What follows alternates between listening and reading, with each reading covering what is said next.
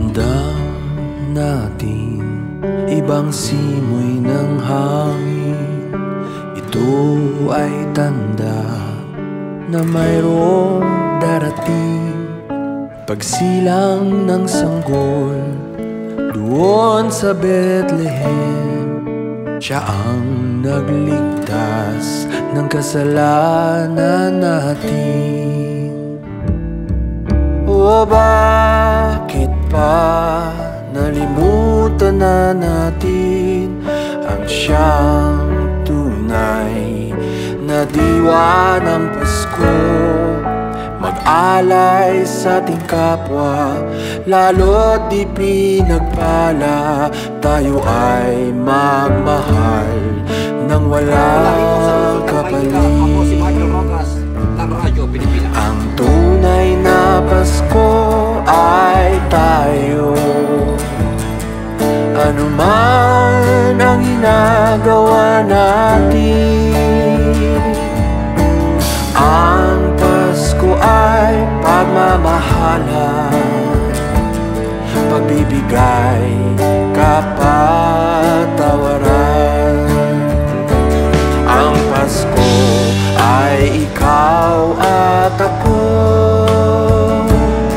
iba-iba man ay isa tayo. Tayong lahat ay Pilipino. Yan ang tunay na diwa ng Pasko. Sana'y magilom na mga sugat natin, kahit iba-iba paniniwala natin. Kaya ngayong Pasko magkasundo tayo. Pareho lang naman, maganda ang hangarin. Ang tunay na Pasko ay tayo. Ano man ang ginagawa natin, ang Pasko ay pagmamahalan, pagbibigay, kapatawaran. Ang Pasko ay ikaw at ako, iba-iba man ay isa tayo. Tayong lahat ay Pilipino. Yan ang tunay na diwa ng Pasko. Ang tunay na Pasko ay tayo. Ano man ang ginagawa natin, ang Pasko ay pagmamahalan, pagbibigay, kapatawaran. Ang Pasko ay ikaw at ako, iba-iba man ay iisa tayo. Tayong lahat ay Pilipino. Yan ang tunay na diwa ng Pasko. Yan ang tunay na diwa ng Pasko.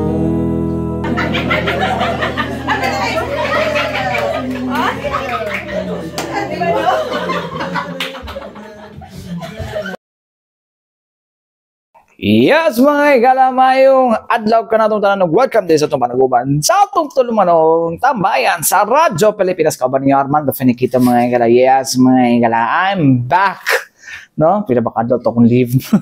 26, 25, 26, 27, at 25 kay Pasko man. 26 and 27. Mauna akong mga kuano. So, anyways, mga katambayan, kamusta? No? Kamusta inyong Christmas, no? O inyong plano sa New Year, no? Itong Christmas, mga igalo, medyo kapuya itong Christmas, giday, no? Kasakit akong, after itong 24, di ba, duty pa ako doon 24, programa pa ko, no? After na, nag-prepare pa mi dito mga higala, no? Medyo mawala na mga higala, no? Pagkamukha mo lang sa inyong kuan, no? Nag-prepare. Char, maraging na inita, magyug na ko natabang, no? Anyways, mga katambayan, no? Kamusta inyong kuno sa inyong pagtanaw sa Metro Manila Film Festival, no? Kaangay ba mo? Well, sa kuan, no, magduha pa man ako na tanaw na kuan pa, no? Palabas, no? Kaning Kingdom o kuan. Kingdom o si tawag ganing Kingdom o Topak. Anyways, mga galo, no, pero magdili kay ko agree, mag-amot lang ha, lang ko reservation, siguro ako ang preference lang, no, sa mahimong kan, pero wala makita sa uban po, no, like itong palabas si Dennis Trillo, kung nasa sa nagkuhan, no, nagkakuhan ko, na-interested ako, may gala, siya ang best picture, best in cinematography, best actor, best supporting actor, best child performer, o best screenplay. Mo na ko ang may lang awards, so naka-interest ko, pero ang kan magud, no, well, una nung kita no ang Kingdom, no, di sana ako lang ingon ako impression, no, marag di kay ko murag gwapo ang attempt sa story sa Kingdom, mga katambayan, no, gwapo ang attempt, no, what if we have this alternate universe na ang kuan just like Thailand, no, wala ginasakop sa bisan unsang kuan, no, foreign nationals, no, so but then nalang ko yung kuan mga elemento like sibling rivalry, no, tapos na mga basta di na ako iingon lang daan diri kay basig spoiler ba, no, but then ano po yung mga nindot po na mga kuan like acting ni Piolo Pascual, mga gala, no, mao tong kuan kay dapat kung wala na nag-ingon nga dili daw siya kaayo convinced, no, sa acting ni Ruru Madrid sa kuan, no, sa Green Bones, no, pero well siguro so yam tong opinion, no, but ako pod, no, kung sa pakuanay lang, maybe it might be a kuan mga igala, no, face off between Sid Lucero and Piolo Pascual, no, sa best supporting actor.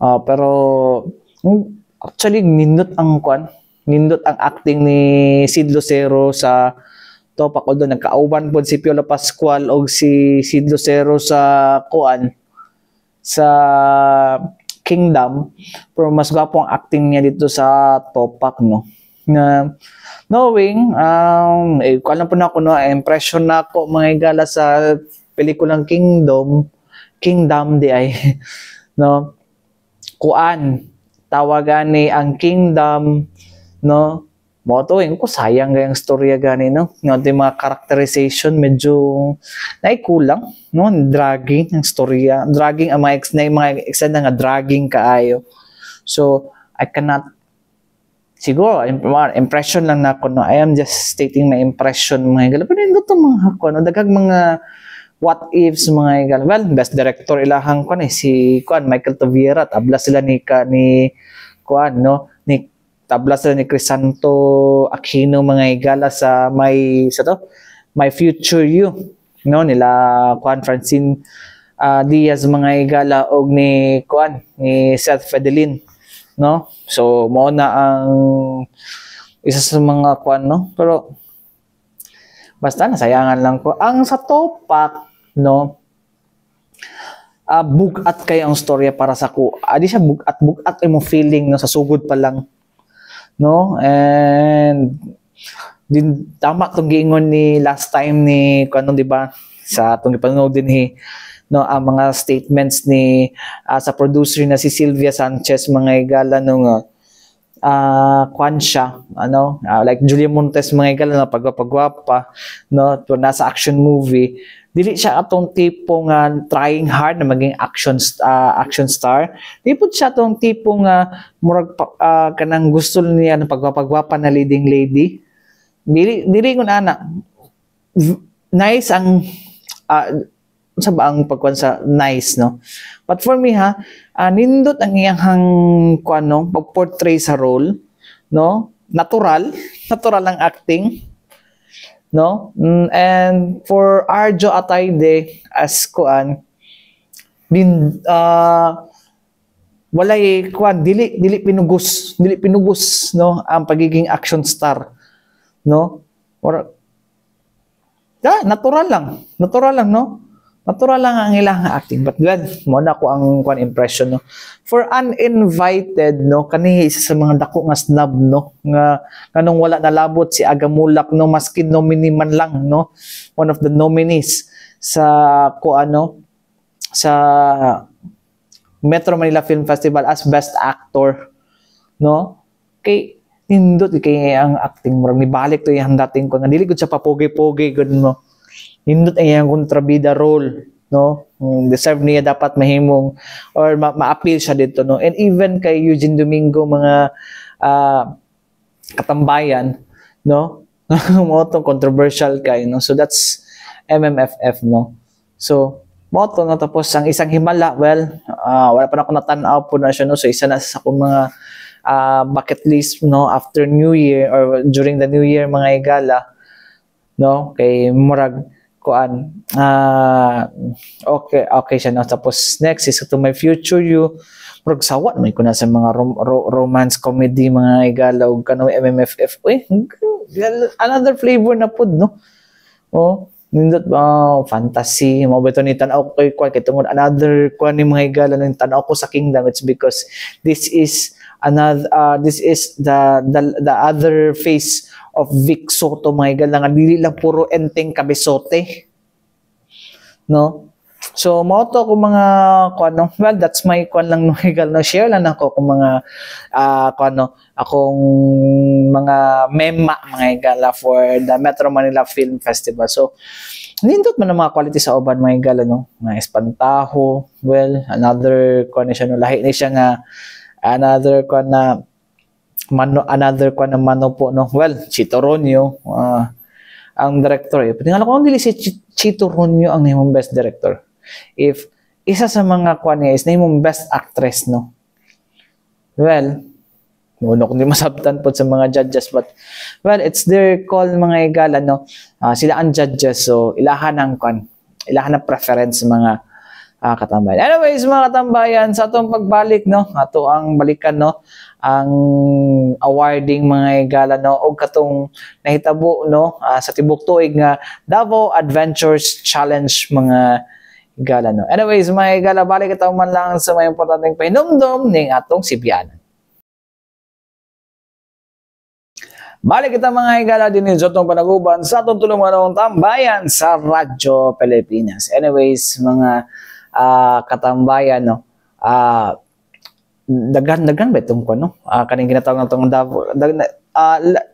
this year gipahigayon gi-launch ang Davao Adventure Challenge mga katambayan, no. So ang Davao Adventure Challenge mga igala, daghan siya katong mga kuan, no, daghan siya kanang mga challenges mga igala, no, nga ginabuhat mga igala, no, especially sa mga lugar, no, nga ginabuhat nila mga igala, no, like matudo sa Musaka sa Mount Apo, sunod kay ato dito sa daghan pa mga igala, no, nga mga challenges like sa kaning ginatawag nga white water rafting nga ba na diri sa Davao, no, og uban pa, no. So anyways mga katambayan, aron mga mas masayra nato, no, sa itong Davao Adventure Challenge, no, atong paminano ang Department of Tourism kabahin niini. For the benefit, no, ng mga hindi pa nakakaalam ng ating Davao Adventure Challenge program, so this is one of the key programs of the Department of Tourism.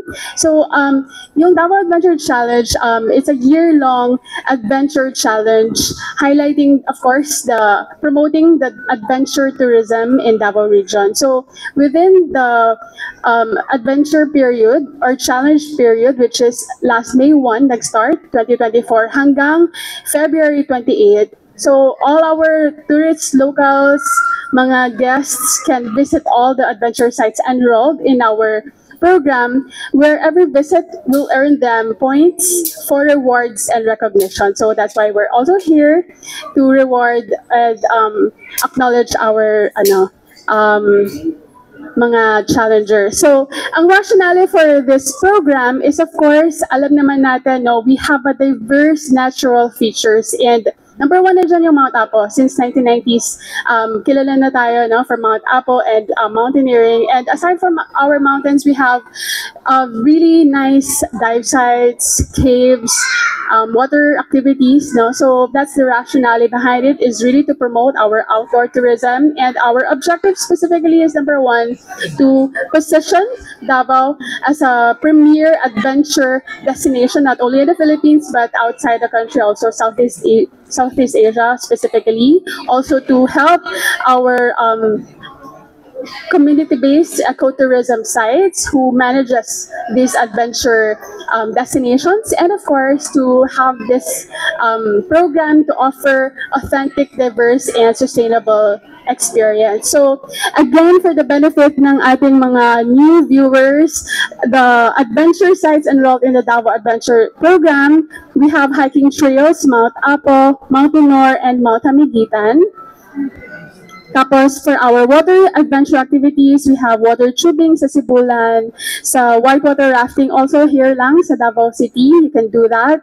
Skimboarding in Dahican in Mati, and snorkeling sa ating Tacloban tour sa Samal.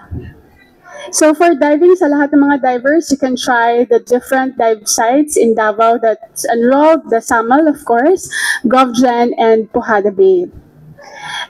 For the chasing waterfalls, we have 3 options for you. The Tagtugonan Falls, wherein you can do rappelling. So mas mataas yung points niyan because there's more adventure. Tapos Pialitan Falls and Tagbibinta Falls in Maragusan. So for our cave exploration activities, we have the Subon Cave in Matanao and the Okbot Cave naman sa Kapalong in Davao del Norte. So, mga heights and flights, mga mahilig sa mga ganitong activities, of course, we have the ultralight plane ride experience in Mati and the Eden Sky Rides, the different Eden Sky Rides that will earn you 10 points. So, malapit lang siya.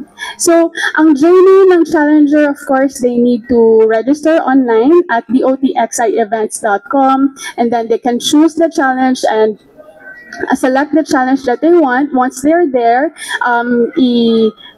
select nila yung yung QR code, and then just submit pictures and stories of the adventures, no? And once they hit the levels, corresponding points, meron po tayong awards and recognitions for them. So, this is the update as of December 19, yesterday. So far, since we started, we have, from May 1, we have a total of 1,359 registered challengers. Tapos we have 372 approved challenges. We have 7 participants to reach Ultimate Conqueror. So ito yung mga naka 500 points up. And then 17 top scorers at 150 points up. Alright, so very quickly, ito sila yung mga naka-top 10. Last October 18, we awarded 6 of the Ultimate Conquerors and some mga challengers, no, yung mga nagka-qualify. So, we also, since we have this web application, we also can monitor the unique visits per day. So makikita natin like maximum unique visitors per day, 114, minimum is 59, etc. So for the challenges natin, nangunguna yung mga medyo malalapit, of course, sila Mount Tinor, Mount Apo, also si third place si Subon Cave, si Santa Cruz, Okbot Cave, etc. So again, these are 17 sites. So nakikita namin, no, with the web app, nakikita natin kung sino yung mga madalas na pupuntahan. Yan. Yeah, so far yun po yung ating update, sir. hindi na natin i-discuss yan. So, mag-award po tayo, sir. Yeah, maybe we can proceed with the awarding of our new batch of Ultimate Conquerors. Sama ba? Ultimate Conquerors, no? Yeah, so let's start with the challenger. So, meron po sa challengers, ito yung tawag natin sa mga naka at least 150 points. And actually, we have two, Kiblatin Leonilia, unfortunately, hindi pa siya makakarating. Si Sir Cagas Felix, nandito po siya. So, as a challenger, can you join us here? yes, please join us here. As a challenger, you will receive DAC merchandise, which is DAC tube mask. Thank you so much, sir.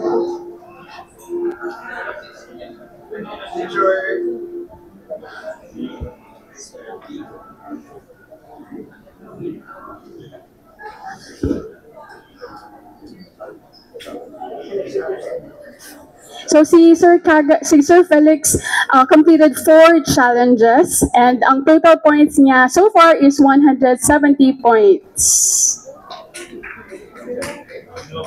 Congratulations, sir.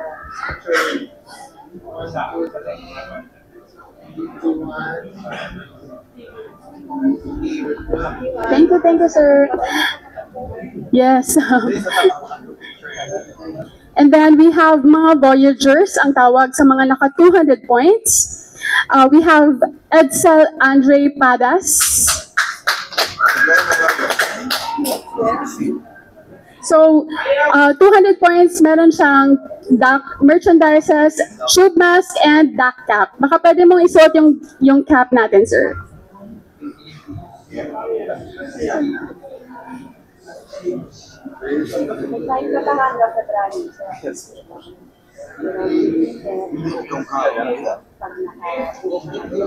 So si Sir is, I think 5 challenges completed.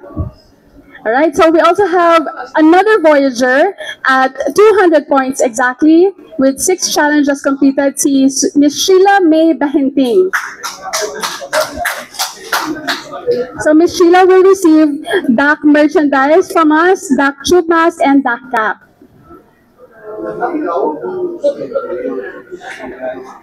Miss Sheila May Bahinting.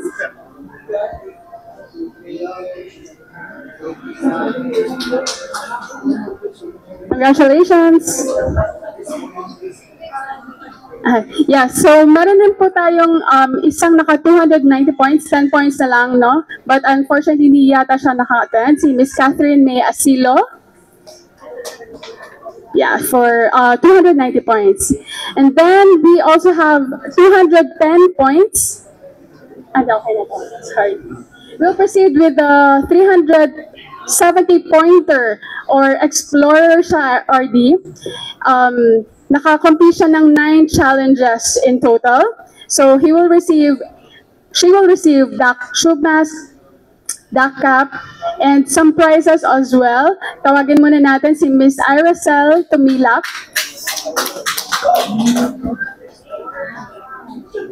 So she earned again 370 points with 9 challenges completed, and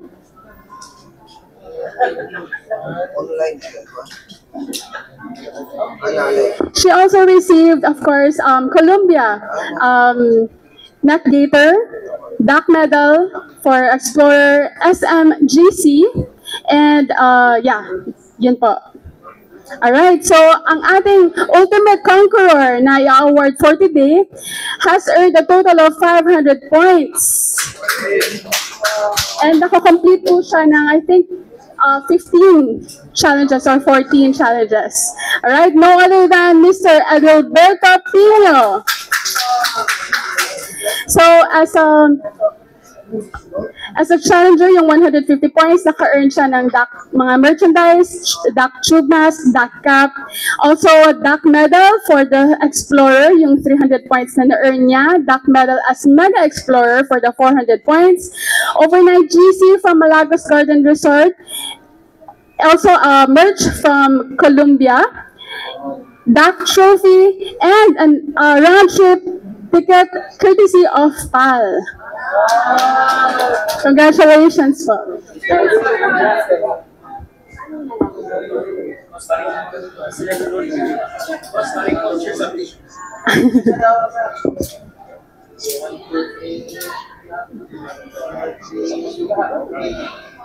Congratulations, Sir Adalberto Pino.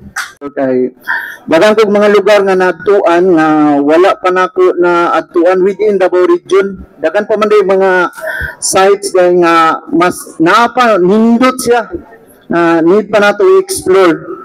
Kung ikaw adventurous nga tao, ang kining DAC 2024 is only para sa imo ha. Then complete na ko ang journey sa challenge within 6 months from May to July to December. Asa dito pinaka-exciting ako, destination na to ano? Highly recommended na ko ang sa caving, ang Ukbot Cave sa Kapalong, din sa water trails, ang Davao Water Rafting sa Davao River. Then sa hiking, syempre ang Mount Apo. Nindot ang boulders dito, mahimo ka nga skin deep. Tungod sa Kabugnaw. Mao. Ardi, nakay gusto ipangutana, Ardi, or message? Salamat lang that you embarked on this journey, but nag-ultimate conqueror naman ka, maybe you can invite others because of your experience. You said, we're really happy no na marami na tayong actually nakausap. This is not the first time na nag-join ng Davao Adventures, that they found out about other sites and destinations through Davao Adventure Challenge. So we're very happy for doing the challenge. Maybe we can ask him to invite others to join, and then hopefully we'll see you next year. Sa katong mga adventurous nga tao within Davao region or sa Mindanao, mga adventurous sa Davao region, gin-invite mo para sa Davao Adventure Challenge 2024 by DOT 11. So mga to mga igala no, ang mga awardees sa to ang Davao Adventure Challenge mga igala, the DAC. Davao Adventure Challenge 2024 mga igala. Anyways mga igala, nag-introduce kaganihan din no, about sa kanina Davao Adventure Challenge mo to mga igala na si Ma'am Kat Rubio mga igala no, ang Marketing and Promotions Division gikan sa Marketing and Promotions Division no sa kuano Department of Tourism Region 11 mga igala. And of course mga igala no, gi-awardan tong mga nahimong awardees mga igala no, sa nga nakahuman no. Di man yung nakahuman may gala, pero nakakuha og dagkong puntos mga katambayan no, sa maong challenge. Next year may gala, hopefully nailaing challenge nga pagabuhaton no ang ato ang DOT no for another round of Davao Adventure Challenge 2025. Anyways mga katambayan, mga taigong oras hantod sunod na usab no dinhi sa tong panaguban sa atong tulumanon tambayan sa Radyo Pilipinas. Hantod sunod na usab mga katambayan, daghang salamat ug maayong adlaw. Mo sunod na ang balitang pambansa.